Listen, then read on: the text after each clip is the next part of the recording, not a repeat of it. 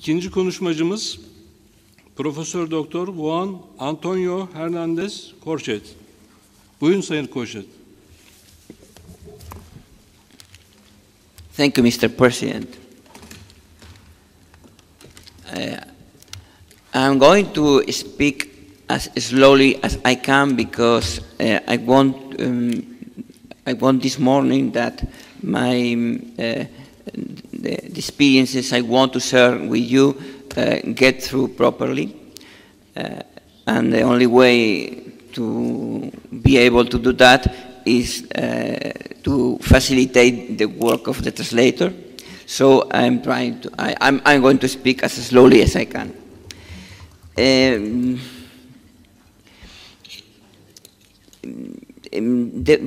The first thing I want to speak with you today is about the great role, the great importance that the administrative judges have in protecting human rights, and mainly in that, in this case of human rights when it comes to entry ban and deportation decisions.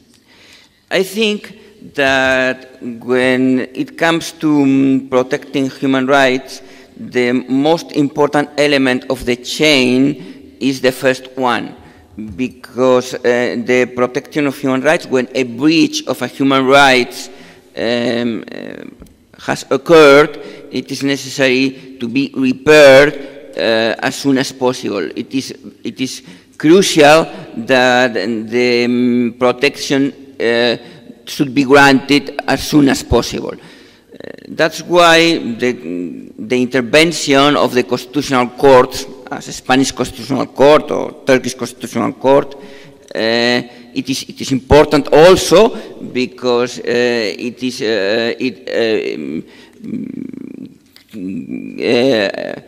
introduces clear ideas of interpretation, but the main element of the change are the first judges that know about the issue, about the decision, about the potential breach of the human right. I'm very happy in this connection to be here because this morning I have had the opportunity to hear two administrative judges, and yesterday during the discussions I've been able also to hear to 6 or 7 administrative judges. I think that all of them have shown that they are very concerned about protecting human rights, not only when they are preparing the decisions. They are not only thinking about complying with the ordinary law, but also with the human rights that it could be at risk. So I have to focus on that because it is an important point.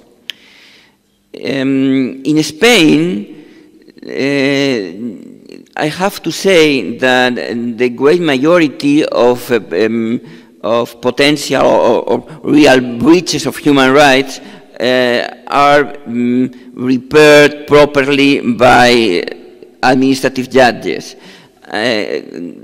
We at the Constitutional Court are able, because of that, to reject as inadmissible 98 claims out of 10, 98% of inadmission, because the great majority of breaches are repaired previously by the previous judges, the administrative judges or the civil judges. So I would like to focus that point. Subsidiarity is a main concept in protecting human rights. That's why it is very important to be here and to discuss with administrative judges about these issues. In that connection also, I want to take advantage of my time to make a question that I'm very curious about that, and it was not possible for me to make it during the previous session because we were around out of time. I would like to know approximate numbers about the decisions of the the General Directorate on Deportation that are challenged before the administrative judges. How many decisions of the administration are challenged before the administrative judges? And also, I would like to know the rate of the decisions of the administrative judges that uphold the administrative decisions, and also the rate of the decisions that are that find a breach of a human right in this topic that we are talking about today. I would like to know that if you have the numbers to share with me during the discussion in this session, if it is possible. The second point I want to talk to you today, it has to do with some limitation in the convention system. There are two principles when we are talking about foreigner people and human rights. The first one is that a foreigner is not entitled to enter a country. There is no right to enter and remain in a foreigner country.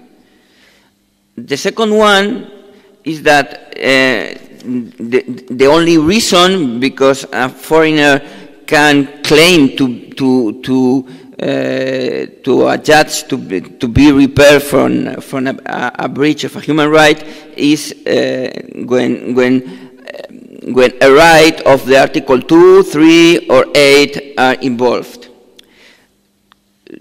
In other words, Article 6, right to a fair trial, is not applicable to those issues because the court, the European Court, in its case law, has said that entry in a country is and citizenship and things that are related with all these issues are not civil rights but are related to public law. These are two clear principles, and the consequence of that is, and it is clear from the discussions today and yesterday, is that the point is focused on only where the Article 2, Article 3, or Article 8 are involved, of the convention, I mean. In Spain, this is a little different, because Spanish Constitution considers that right to a fair trial is a right for every person. Everyone is entitled to this right. Right to a fair trial is not a right related with citizenship like right to vote, but a right that it is enjoyed by every person, even foreigner people. There are many claims in Spain that in Turkey it is difficult to be substantiated because our interpretation of the right to fair trial, because of our own constitution, the scope of this right it is wider than the scope of this right in the convention. This is the second point. I would like to focus that it could be interpreted, the right of fair trial, in a wider sense. The third point I would like to discuss today relates to Article 13 of the Convention. The Article 13 provides 4 requires that an effective remedy should be available at a national level to enforce the substantive rights of the Article 2, Article 3, Article 8. And I want to focus on an example that we are discussing about it many times yesterday and today. It is it is an important issue in Spain and also in the case law of the European Court, and I have discovered today and yesterday that it is an important issue also here in Turkey. It has to do with the confidentiality of the intelligence services reports.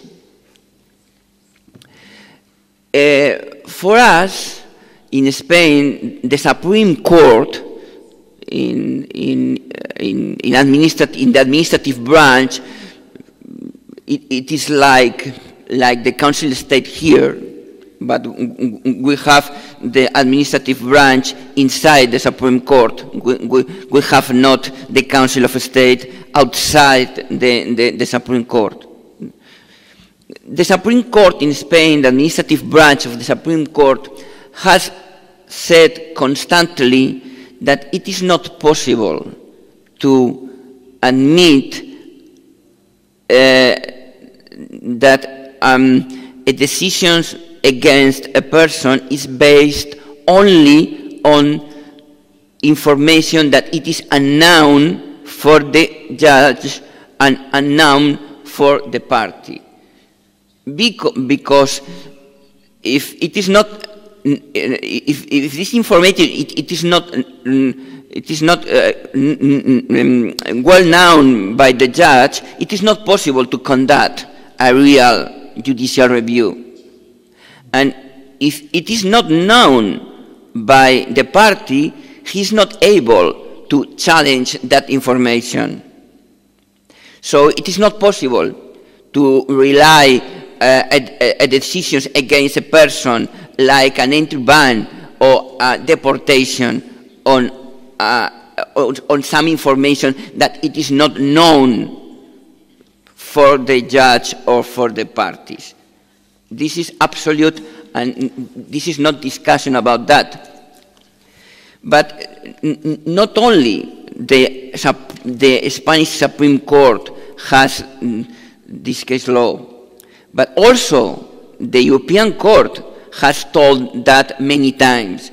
I only want to share with you one example that it is called Chahal versus United Kingdom, 15 of November of 1996.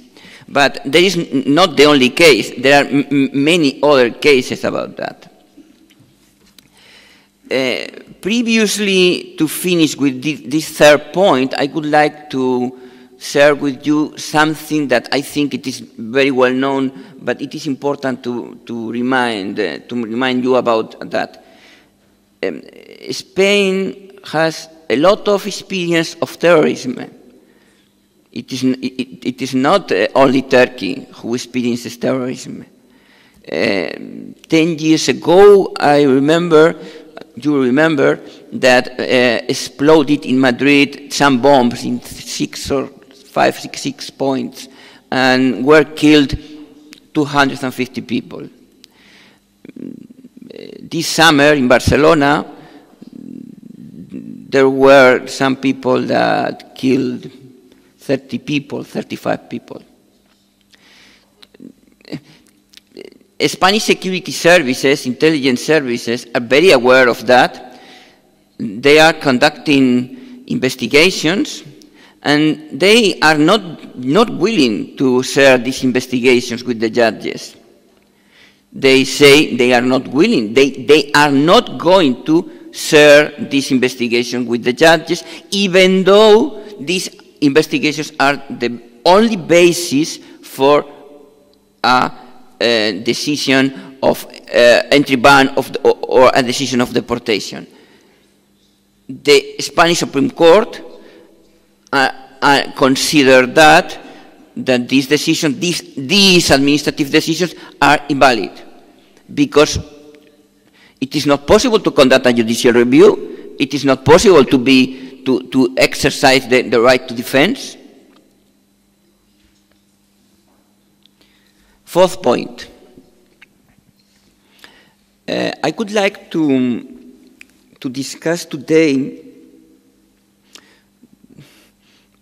a little thing about interim measures. I think that the scrutiny of interim measures, it is different than when you are judging the merits of a case. Because when you are judging the merits of a case, the decision is final. But when you are judging only interim measures, the decision is not final. It is only a decision during the pending of the main procedure, the main proceedings. So the scrutiny should be softer. It is not possible to conduct an identical scrutiny when you are analyzing interim measures that when you are deciding finally the case. And I'm very interested in that because yesterday when we were talking about interim measures, I thought that the analysis, the scrutiny that it has been conducted in all those cases are too strict. Too strict. I think that you are not deciding, when you are granting interim measures, you are not deciding the final case. Otherwise, if you conduct a strict a scrutiny as strict as that one you are going to conduct when you are deciding the final case, you don't need to conduct the final case. You don't need to continue the proceedings because it is decided. It is already decided. Fifth point. In Spain, when a decision of deportation is made, when an administrative decision is made about the lack of that the foreigner don't meet, the foreigner doesn't meet the requirements to be in Spain, the decision could be of deportation only, or it could be deportation plus what you call exclusion order for some years. Only deportation, or besides deportation, you are not allowed to enter Spain for 5 years or for 10 years. This second part, for us, it is different from the first part, because this second part, it is a punishment. It is a punishment. The first one is not a punishment. You are not complying with the requirements to be here, so you have to go outside. But if besides going outside, returning to your country, you are not able to enter the country for 5 years or 10 years, this is a punishment. And the analysis that we conduct, it is different, because there are more safeguards to impose a punishment than only to make the law be applicable.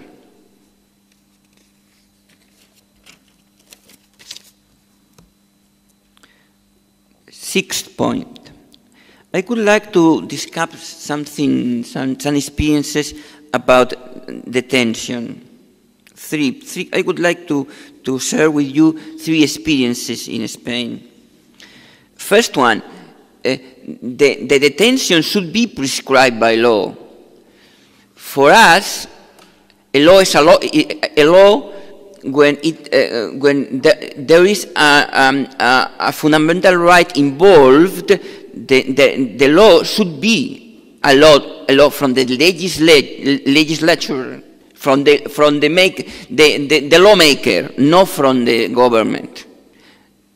We have also laws from the government. It is possible under the Spanish Constitution for the government to make something like a law with the same strength, but this is not possible when it is involved the regulation, the rules that are connected with fundamental rights. Also connected with detention, I would like to focus that it is very important that the decision for keeping in detention a person who is waiting to be who is waiting for an asylum petition or is waiting for deportation. It is very important that the decision is proportionate, because they are not suspects of a crime. They are only normal people that they have no right to stay here in Turkey. So the length of the detention and the conditions of the detention should be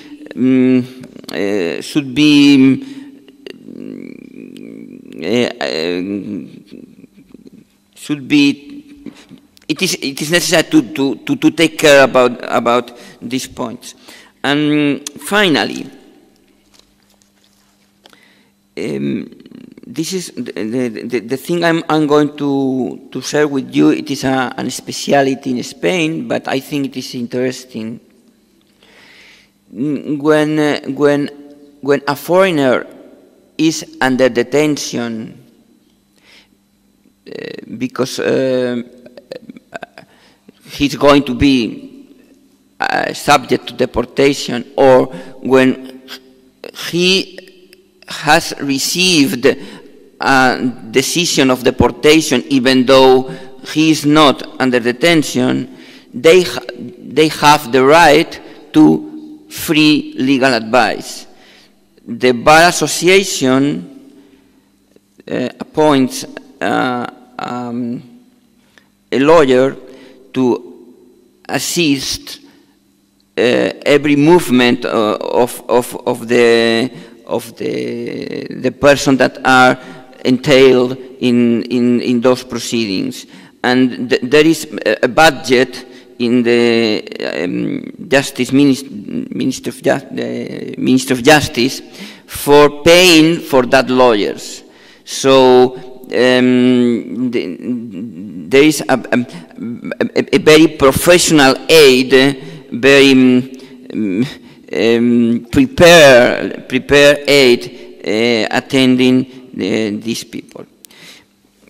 These are some issues of our experience that I think that has to do a lot with the discussions today, and that's why I would like to focus on them. I'm open for any questions you have to put on the table, and I would like, as I said before, to know those numbers. I'm very curious about the numbers I asked for at the beginning of my presentation. Thank you for your attention.